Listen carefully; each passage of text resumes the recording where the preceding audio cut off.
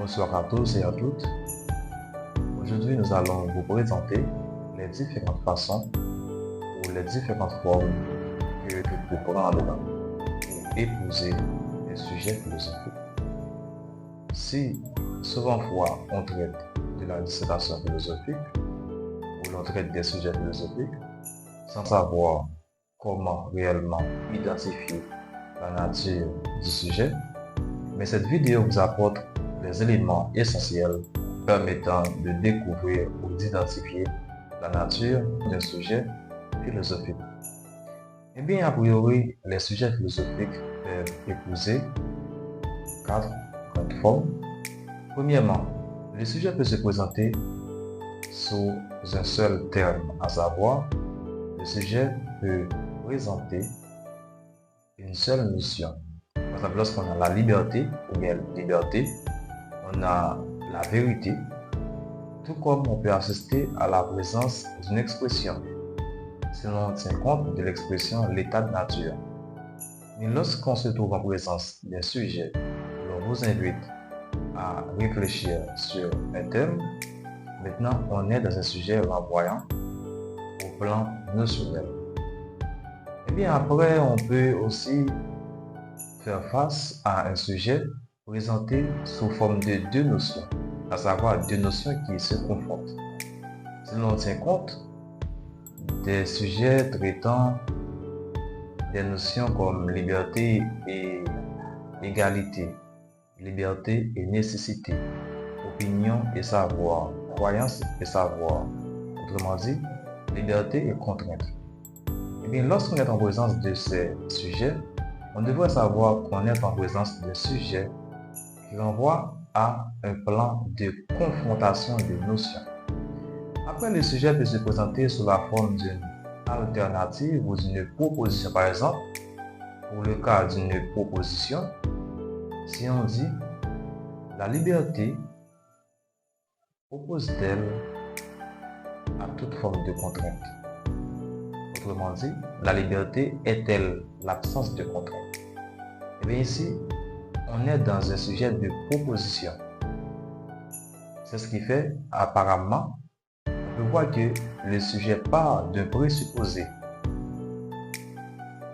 Mais en ce qui a trait au sujet que l'on peut voir sous la forme d'une alternative, si on dit la morale est-elle innée ou acquise? Mais ici, on donne une alternative. Soit que l'on essaie de justifier que la morale est innée ou acquise. L'on voit entre les deux.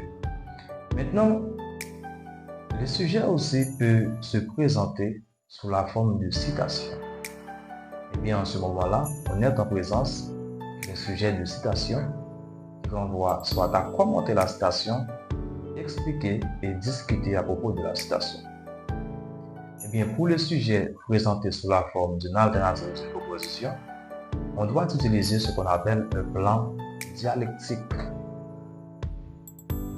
Mais quant au sujet de citation, c'est à l'apprenant de savoir quand commenter ou quand l'on devrait expliquer ou justifier.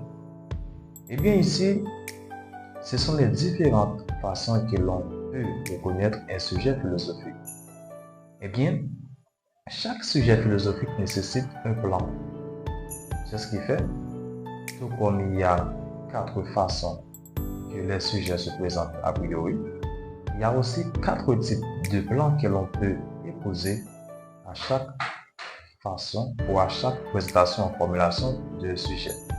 Par exemple, il y a le plan notionnel, le plan dialectique, le plan progressif et le plan de confrontation de notions. Eh bien, dans une autre vidéo, nous aborderons les différents types de plans. Il est question de vous présenter les différentes façons que peut présenter un sujet.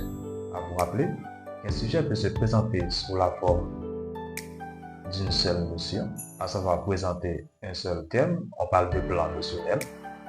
Lorsque le sujet présente deux termes, disons, qui sont en confrontation, on parle d'un plan de confrontation de notions. Lorsque le sujet se présente sous la forme d'une proposition ou d'une alternative, on procède à un plan dialectique. Et pour les sujets sous forme de citation, c'est au narrateur, autrement dit, à l'apprenant de bien examiner les sujets pour savoir quoi faire. Autrement dit, quand expliquer et discuter, expliquer ou réfuter, autrement dit, expliquer et justifier. N'hésitez pas de vous abonner, de laisser des commentaires. À la prochaine.